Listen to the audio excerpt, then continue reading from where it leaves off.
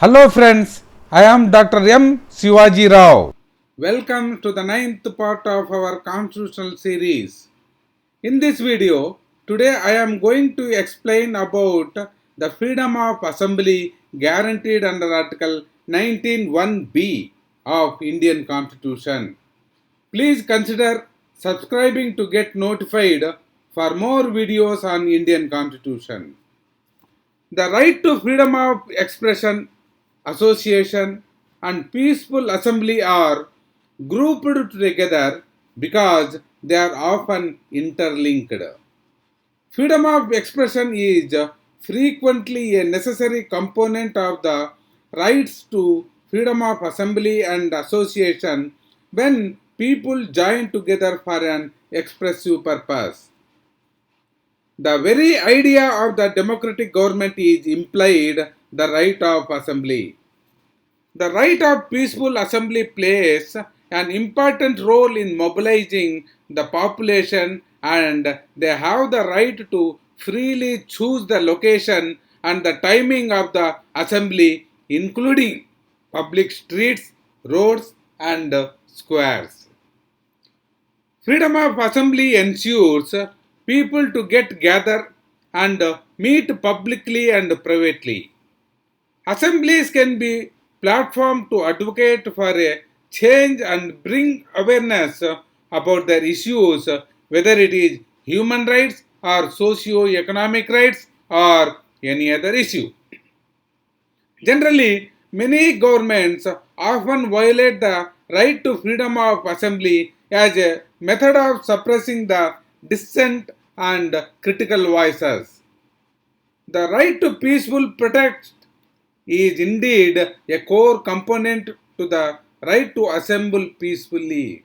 However, in many circumstances, people purposefully or peacefully protesters are subject to arrest, threats, or intimidation.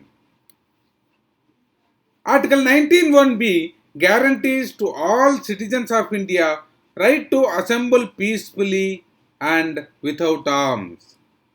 This right of assembly includes right to hold meetings and to take out processions. The right to peaceful assembly protects the right of individual and groups to meet and to participate in peaceful protest like other freedoms.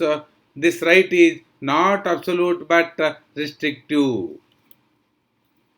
When a lawful assembly becomes unlawful, sometimes at the beginning of an assembly it may be lawful and peaceful, but subsequently, if it becomes unlawful, then it can be dispersed. Section 141 of the Indian Penal Code lays down the conditions when an assembly becomes unlawful. If the common object of the persons composing assembly is number one, to resist the execution of any law or legal process.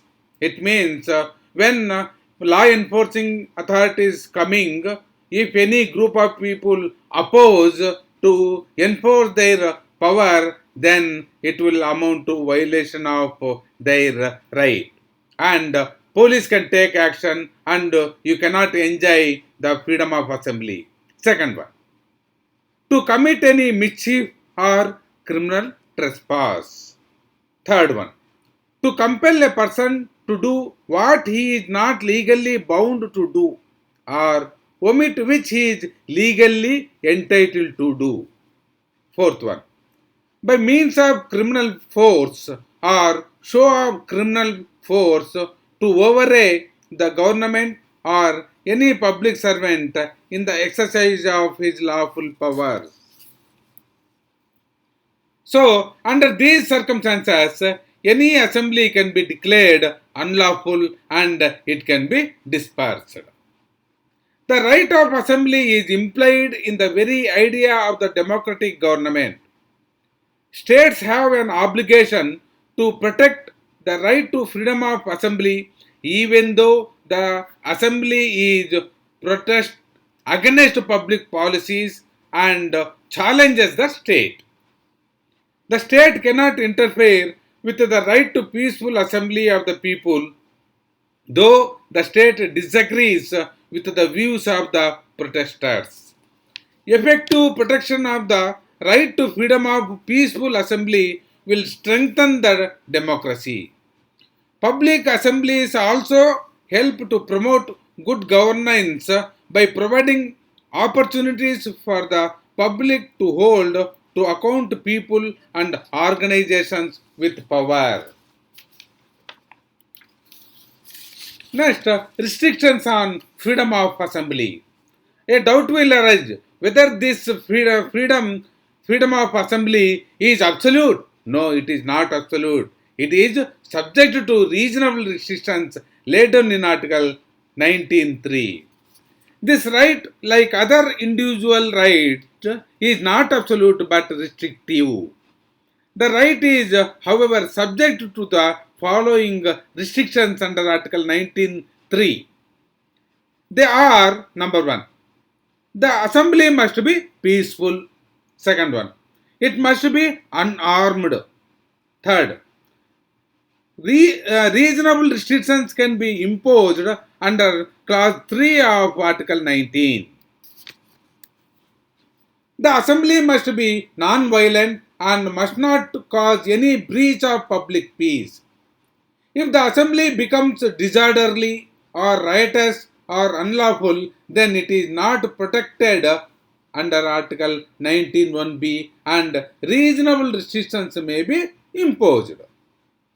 An assembly which was lawful when assembled may subsequently become unlawful, or if it becomes violent or is likely to result in disturbance to public peace, then such an assembly may be ordered to be dispersed under Section 129 of Criminal Procedure Code. In this aspect, we have to see the recent landmark verdict of Indian Supreme Court. The recent order of the Supreme Court came in connection with the road blockade at Delhi's Shaheen Bagh area by protesters opposing the Citizenship Amendment Act. In this case, the Supreme Court said that the right to protest cannot be anytime and anywhere. There may be some spontaneous protest, but in case of prolonged dissent or protest, there cannot be continued occupation of public place affecting rights of others. Justice S.K. Kaul observed that dissent and democracy go hand in hand, but that protest must be carried out in designated areas. The Supreme Court has observed that public spaces cannot be occupied indefinitely. Section 151 of the Indian Penal Code laid down punishment for disobeying the command to disperse from such assembly. Section 144 of Criminal Procedure Code empowers the magistrate to restrain an assembly, meeting or procession if there is a risk of obstruction, annoyance or injury to any person. The Police Act 1861 empowers a public officer to direct the conduct and prescribe the route and time of all assemblies and processions in the interest of public order. Under Section 30 of this Act, a prior license has to be taken by member of the public to take out a procession. In Dasappa versus Deputy Additional Commissioner case, the Supreme Court held that the magistrate can grant or refuse to grant a license to hold a meeting. In Railway Board versus Niranjan Singh case, the Supreme Court held that there is no fundamental right for anyone to hold meetings in government premises. Freedom of speech, freedom to assemble peacefully, and the freedom to form associations or unions do not mean that these rights can be exercised by the citizens in whatever place they please. The exercise of these freedoms will come to an end as soon as the right of someone else to hold his property intervenes. Unlike the American Constitution, which guarantees to the people the right to keep and bear arms, the Indian Constitution does not guarantee any general right to carry arms to any assembly. The Prevention of Sedition Meeting Act 1911 empowers the state government to declare the whole or any part of the state to be a proclaimed area. In such area, no public meeting shall be held unless written permission is obtained from the competent authority. All the above mentioned statutory provisions impose reasonable restrictions under Clause 3 of Article 19 on the right to freedom of assembly. Okay friends, this is the end of my video. I will attach a PDF of detailed notes of this lecture in the description. Please go through it. If you have any queries, please post it in the comment section. Thank you very much. God bless you all.